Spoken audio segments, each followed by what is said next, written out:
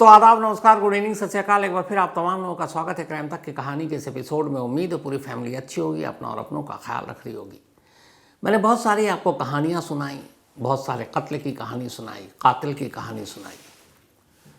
अक्सर ये जहन में आता है कि ये कातिल कत्ल करने के बाद उसका बॉडी लैंग्वेज क्या होता है, वो कैसे चलता है, कैसे बातें करता है, कैसे देखता है, कैसे रिएक्ट करता है।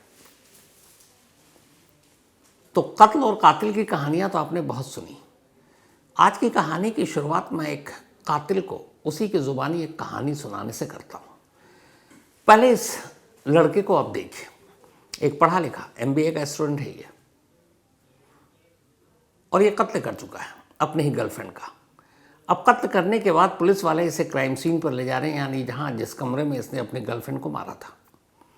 उस क्राइम सीन पर पहुँचने के बाद मीडिया के लोग इसके इर्द गिर्द, उनमें एक हमारे रिपोर्टर भी धर्मेंद्र, इंदौर से, बहुत ही होनहार, तब उससे बातचीत करने की कोशिश की। मतलब आप उसका बॉडी लैंग्वेज सिर्फ देखिए, उसके चेहरे का हाव भाव देखिए और क्या बोल रहा है वो सुनिए। तो शुरुआत खुद कातिल की जुबानी इस कत्ल की कहानी से। क्या हुआ था? क्यों मारा? तो लवर थी ना, फिर क्यों मारा? कुछ नहीं हुआ, छोड़ो, जो हो गया हो गया यार। अरे कैसी बातें कर रहे हो? आपने मारा एक लड़की को, आपकी प्रेमिका थी वो, उसको छोड़ दो ना, क्या करोगे जान के। अच्छा, वहाँ आपने तंत्र मंत्र किया था मुंबई में, पूछ बुलाया? कुछ नहीं किया मैंने। अच्छा, दर्दनाक तरीके से मारा है तुमने उसको। हुआ अच्छी है, वो चली गई, कैसी बातें कर रहे हो कि कुछ नहीं हुआ? उसके माँ बाप ने उसको पाल पोस के बड़ा किया, आपने उसको जान से मार दिया और बोल रहे हो कि कुछ नहीं हुआ। तो पछतावा नहीं है? इस चीज का पछतावा नहीं है? किसी की बच्ची को मारना पछतावा नहीं है इस चीज का? इसकी बच्ची को मारा है इतनी हैवानियत के साथ। बेटा बेटा बेटा बेटा, क्यों मारा? कारण तो बता दो, मारा क्यों है? कारण तो बता दे, कारण तो बता दे। अच्छे को सबको कारण बताऊंगा अच्छे से। क्या बताएगा? बताऊंगा, टाइम आएगा। अरे हो गया। तो आपने देखा, अगर ये हटा दूँ लाइनें कि ये कातिल है, बस कुछ दिन पहले इसने कत्ल किया है, और इस तरीके से बोल रहा तो कोई यकीन भी नहीं करेगा। अच्छा खासा पढ़ा लिखा, पुलिस की कस्टडी में है, चारों तरफ कैमरा, माइक, रिपोर्टर, हथकड़ियाँ भी हैं, लेकिन क्या मजाल जो चेहरे पे कोई शिकन हो, बल्कि अभी भी अकड़ कर बात कर रहा है। तो ये तो आपने उसकी ज़ुबानी सुन ली। अब बहुत सारी ऐसी कहानियाँ भी मैंने आपको सुनाई जिसमें क्राइम सीन भी आपको दिखाया कि इस जगह पर ऐसी कोई वारदात हुई, कोई कत्ल हुआ या कुछ भी। लेकिन क्राइम सीन पर जब पुलिस पहुंचती है तो अमूमन रेकी के लिए, रेकी बोल रहा हूँ, उसके रिक्रिएशन के लिए अपने साथ कई बार अक्यूज को ले जाती है, आरोपी को, कातिल को, रेपिस्ट को। तो क्राइम सीन तो आपने बहुत देखा, हमने दिखाया, लेकिन क्राइम सीन पर खुद कातिल की मौजूदगी, ये तस्वीरें बहुत कम देखने को मिलती है। तो अब दूसरी तस्वीर उसी कातिल की जिसे आपने थोड़ी देर पहले बोलते हुए देखा, उसी कमरे में है और साथ में पुलिस वाले भी हैं, और वो बता रहा है कि इस कमरे में कब कब कैसे कैसे उसने क्या कुछ किया। ये दूसरी तस्वीर है, और इसमें बीच बीच में उसकी आवाज़ भी आएगी। ये वही घर है इंदौर के द्वारकापुर क्षेत्र का, जहाँ पर जो MBA की छात्रा है जिसकी हत्या की गई थी, ये वही रूम है। और आज पुलिस की टीम जो है द्वारकापुर थाने की, वो आरोपी को लेके यहाँ पर आई है इस जगह पर। जो है इस रूम में जो रिव्यू किया जा रहा है घटनाक्रम जो हुआ था उसको लेके, और उसी तरह जो है पुलिस आरोपी को लेकर यहाँ के आई है। रूम के अंदर उसको ले जाकर पूरे घटनाक्रम के बारे में जो जानकारी मिलती है वो ली जा रही है। और रूम में से ये जो कमरा नंबर 6 है इस खोली का, इसमें जो है बदबू अभी भी आ रही है, और पुलिस इन्वेस्टिगेशन कर रही है। आरोपी से सब चीजों की शिनाख्त की जा रही है, और आरोपी जो है वो इन सब चीजों को बता रहा है, पुलिस को बता रहा है कहाँ पूरा घटनाक्रम, कहाँ कैसे कब क्या हुआ था। पुलिस पूछताछ कर रही है, यहाँ लेके आई है कि वो चाकू आखिर में कहाँ पटका, कहाँ फेंका था। और आरोपी से बहुत सारी ऐसी चीजें हैं जिसके बारे में जो है पुलिस जानने की कोशिश कर रही है कि कहाँ पे कौन सी चीज आपने छोड़ी है। तो ये तस्वीर भी आपने देख ली। अब इस लड़के की कहानी आपको सुनाता हूँ। इसका नाम है पीयूष, पूरा नाम है पीयूष धमनोदिया। पीयूष धमनोदिया इंदौर में रहकर एमबीए की पढ़ाई कर रहा था। इसने किराए पर एक घर ले रखा था और जहाँ ये पढ़ाई कर रहा था वहीं एक और लड़की पढ़ा करती थी। दोनों क्लासमेट और दोनों में प्यार हो गया। दोनों एक दूसरे से प्यार करते थे और दोनों के इस प्यार की बात दोनों के घर वालों को मालूम। लड़की के घर वाले इस रिश्ते के लिए भी तैयार, क्योंकि पीयूष ठीक ठाक घराने का लड़का, कोई ऐब नहीं, और घर वालों ने रिश्ता मंजूर कर लिया। लेकिन दिक्कत यह थी कि लड़के यानी पीयूष के फादर इस रिश्ते के लिए तैयार नहीं थे। बट ये था आगे कभी हो सकता है कि वो राजी हो जाए, शादी हो जाए, ये बात की बात थी। पर कहानी शुरू होती है 10 फरवरी को। 10 फरवरी को ये लड़की जो एमबीए की स्टूडेंट है और पीयूष की गर्लफ्रेंड है, वो अपने फादर के साथ अपने आधार कार्ड में कुछ करेक्शन कराने के लिए कलेक्ट्रेट ऑफिस जाती है। पिता उसको ऑफिस के बाहर छोड़ते हैं और अपने शॉप पर लौट जाते हैं। शाम हो जाती है, वो लड़की घर नहीं लौटती। पिता पूछते हैं अपनी छोटी बेटी से। अब इन सभी को, घर वालों को पता है कि वो पीयूष के साथ दोनों एक दूसरे से प्यार करते हैं। बहन का फ़ोन नहीं उठता तो छोटी बहन पीयूष को फ़ोन करती है, कुछ बात होती है। इसके बाद तक भी ठीक है, लेकिन रात 10 साढ़े 10 के आसपास एक मैसेज उसी के सिस्टर के मोबाइल से छोटी बहन के पास जाता है कि मैं आज घर नहीं लौटूंगी। घर वाले परेशान, अब ढूंढते हैं, लड़की मिलती नहीं। फिर उन्हें लगता है दोनों साथ होंगे। सुबह हो जाती है 11 फरवरी की तारीख, लड़की घर नहीं लौटी। तब पिता पुलिस स्टेशन में जाकर कंप्लेंट कर देते हैं। अब पुलिस शिकायत दर्ज करती है। उसके बाद लड़की को ढूंढ रही है, लड़की मिलती नहीं है। 10 फरवरी से गुम ये लड़की 11 फरवरी को नहीं मिली, 12 को भी नहीं मिली। अब 13 फरवरी की तारीख आ गई। 13 फरवरी को इसी इंदौर के एक मोहल्ले के घर से अचानक पड़ोसियों ने बदबू महसूस की। उन्हें लगा बदबू आ रही है, और आजकल बदबू किसी बंद जिस घर में ताला लगा हो, लोग चौकन्ने हो जाते हैं, क्योंकि ऐसी खबरें मीडिया के जरिए उन तक भी पहुंचती हैं। तो उन्हें लगा कि इस घर से बदबू आ रही है, कहीं कोई ऐसी बात तो नहीं जिसका उन्हें डर हो। उन्होंने फ़ौरन पुलिस को फ़ोन कर दिया। पुलिस मौके पर पहुंचती है, पुलिस को भी बदबू महसूस। इसके बाद ताला तोड़ा जाता है। चश्मदीदों की मौजूदगी में घर के अंदर जैसे ही पुलिस दाखिल होती है, पुलिस वाले खुद दंग रह जाते हैं।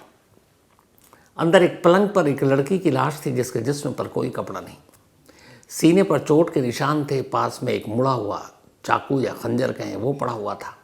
बियर की कुछ बोतलें पड़ी थीं और लड़की की हालत देखकर साफ लग रहा था कि लड़की के साथ ज़बरदस्ती की गई है। पुलिस लाश को कब्जे में लेती है। इसके बाद तफ्तीश शुरू होती है। लड़की के माँ बाप से पूछताछ होती है और अब आता है सब कुछ पीयूष के ऊपर शक, क्योंकि जिस घर से इस लड़की की लाश मिली है वो घर था जो पीयूष ने किराए पर ले रखा था। अब पुलिस पीयूष को ढूंढना शुरू करती है। पीयूष कहीं मिलता नहीं है। लड़की का मोबाइल बंद, लेकिन लड़की का लोकेशन चालू था। अब पुलिस जब लोकेशन देखती है तो लोकेशन निकलता है महाराष्ट्र का। अब पुलिस उसी मोबाइल के लोकेशन को ट्रेस करते हुए महाराष्ट्र पहुंचती है। वहाँ ठाणे के आसपास उस लोकेशन की मदद से और मुंबई पुलिस की मदद से पीयूष पुलिस के शिकंजे में आ जाता है। पुलिस पीयूष को गिरफ्तार कर सबसे पहले वहीं महाराष्ट्र पुलिस के पास ले जाती, क्योंकि वहाँ से ट्रांजिट रिमांड लेना था, क्योंकि महाराष्ट्र में उसने कोई क्राइम तो किया नहीं था। तो जब ट्रांजिट रिमांड की फॉर्मेलिटी के लिए उसको पुलिस स्टेशन ले जाया गया महाराष्ट्र में, पुलिस ने उससे पूछताछ की तो उसने पुलिस से कहा मुझे एक प्लेन पेपर चाहिए, सादा कागज़, मैं उस पर लिखूँगा। और उसने सादे कागज़ पर कहानी लिखी। कहानी और फॉर्मेलिटी के बाद अब उसे लाया गया इंदौर आने के बाद अब उसने फिर पुलिस के सामने, और पुलिस ने उससे पूछताछ शुरू की इस कत्ल के मामले में। उसने कहा मुझे प्लेन पेपर और पेन चाहिए। पुलिस ने फिर दिया और फिर उसने उस पर कहानी लिखी। सेम वही कहानी जो उसने मुंबई पुलिस के उस थाने में बैठकर सादे कागज़ पर लिखी, वही इंदौर पुलिस के सामने उसी सादे कागज़ पर लिखी। अब वो कहानी क्या थी? इंदौर के शायद हाल की ये सबसे दहला देने वाली कहानी थी। जो पूरी कहानी पहले उसने कागज़ पर लिखी और फिर पुलिस से पूछताछ में बताया, वो अब कहानी जस का तस आपको सुनाता हूँ। उसका कहना था कि वो उस अपनी गर्लफ्रेंड से बहुत प्यार करता था, शादी करना चाहता था। लड़की के घर वाले तैयार थे, लेकिन उसके अपने पापा तैयार नहीं थे। फिर भी उसे लगा कि कल परसों कभी भी ऐसा होगा जब शायद तैयार हो जाए। लेकिन अचानक फिर उसके मन में एक शक और वहम आया। 15 दिनों से उस लड़की ने उससे बात नहीं की। ये बात है जनवरी एंड के लास्ट वीक की। उसे लगा कि इसने अचानक बात करना बंद कर दिया। ये उसे फ़ोन भी करता, लड़की फ़ोन नहीं उठाती। इसे गुस्सा आने लगा और फिर गुस्से के साथ साथ इसके दिमाग में शक का बीज पड़ गया। इसे लगा कि वो उसकी गर्लफ्रेंड अलग अलग ऐप पर लड़कों से बात करती है। उसने मोबाइल भी हैक किया और अब लड़की के मैसेजेस और वो सारी चीज़ें देख रहा है, लेकिन उसे ऐसा कुछ नहीं मिला, पर शक नहीं गया। 10 फरवरी को किसी तरीके से उसने लड़की की छोटी बहन के ज़रिए उस तक मैसेज पहुंचाया और उसने कहा मुझे मिलना है। लड़की को जाना था आधार कार्ड पे करेक्शन के लिए कलेक्ट्रेट ऑफिस। उसने कहा ठीक है, पापा ने उसके छोड़ दिया। इसके बाद कलेक्ट्रेट ऑफिस के बाद से वो उस लड़के यानी पीयूष के साथ वहाँ से निकल पड़ी। पीयूष उसे अपने साथ उसी किराए के कमरे में ले गया। वहाँ जाने के बाद दोनों मिलते हैं, बातचीत होती है। फिर अचानक शादी की बात छिड़ती है। पीयूष को गुस्सा आता है। पीयूष उसके साथ उसके जीते जी ज़बरदस्ती करने की कोशिश करता है। लड़की की तबीयत ठीक नहीं थी, वो इनकार करती है। उसे और गुस्सा आता और गुस्से के साथ ये शक कि शायद इसकी ज़िंदगी में अब कोई और लड़का आ गया, इसलिए मुझसे दूर जा रही है।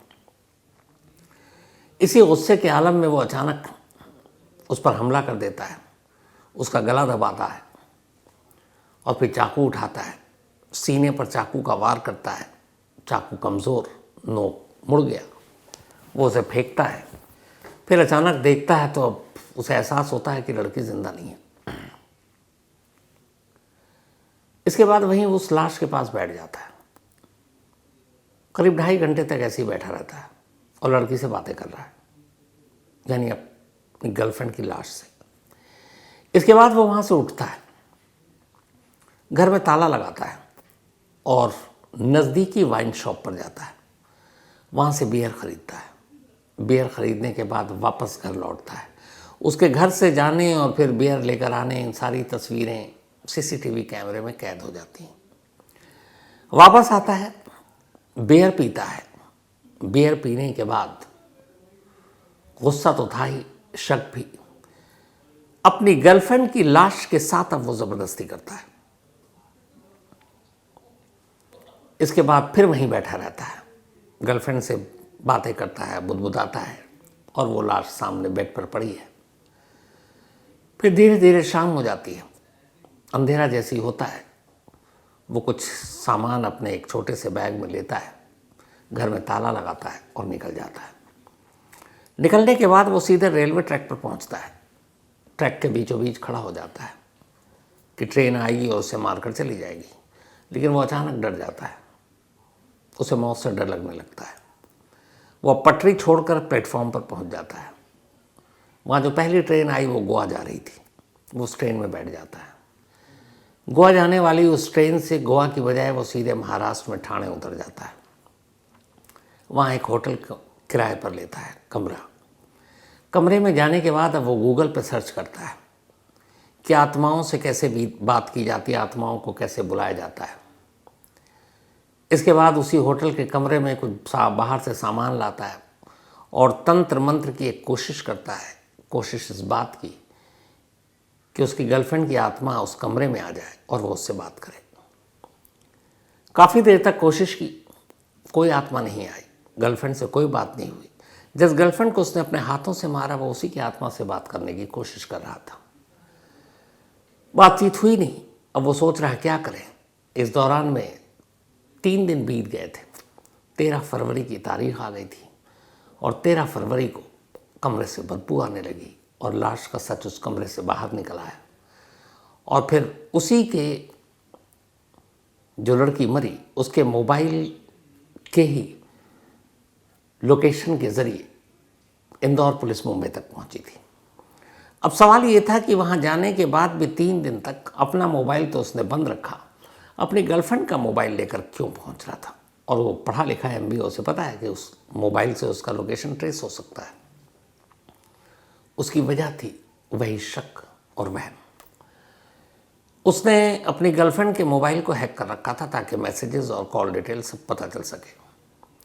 मारने के बाद उसने अपनी गर्लफ्रेंड का मोबाइल लिया और अगले 3 दिनों तक ये इंतज़ार करता रहा कि उसकी गर्लफ्रेंड के मोबाइल पे कोई एक ऐसा व्हाट्सअप या ऐसा कॉल आ जाए जिसे वो जानता ना हो, और फिर वो उससे पूछे कि तुम कौन हो, और उसकी गर्लफ्रेंड के बारे में जो उसके दिमाग में शक था कि किसी और लड़के के साथ उसका अफेयर है, वो पकड़ा जाए। बस इसीलिए वो मोबाइल लेकर घूम रहा था कि कोई मैसेज तो एक आएगा जिससे उसका शक यकीन में बदल जाएगा, कोई तो एक कॉल होगा ऐसा।